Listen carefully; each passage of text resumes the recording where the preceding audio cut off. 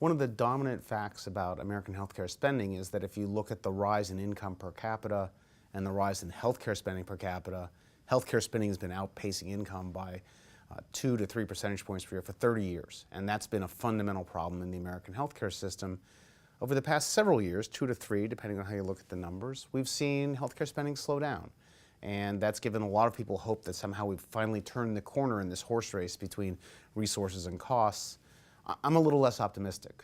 We had a very large recession, which would tend to slow down the spending of lots of discretionary items, and there are many pieces of healthcare spending that are discretionary.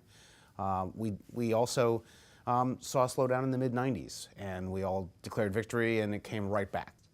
I think next year we'll see a noticeable uptick. There will be lots of new people entering the insurance markets because of the exchanges and the subsidies that come along with them.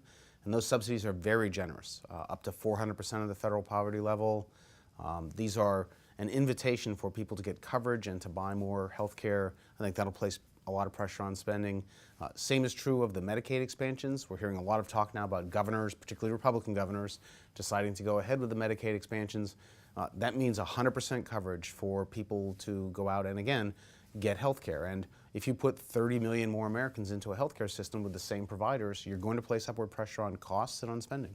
Well, you can categorize some of the right things to do to control the cost of healthcare into, first, those things that add insurance costs above and beyond the cost of the care itself. And if we had more policies that look toward a catastrophic kind of policy, particularly for young individuals, that would be a lower cost policy. The Affordable Care Act has a lot of benefit mandates that are going to be richer than are necessary in some cases. So moving the insurance system to one that is less heavily mandated, one that has fewer taxes on insurers and other providers, would lower the cost of insurance on top of the health care bill.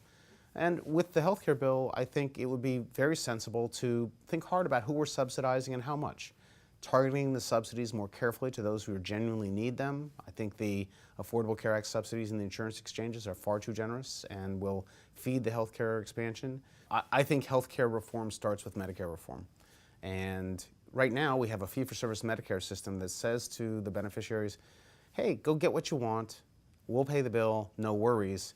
If you then take that fee-for-service system and say, okay, we're going to have another code, a new billing code for we did this in a coordinated fashion, or we did this in a preventive fashion, and we change the incentives for the provider, but we don't tell the beneficiaries to live any differently.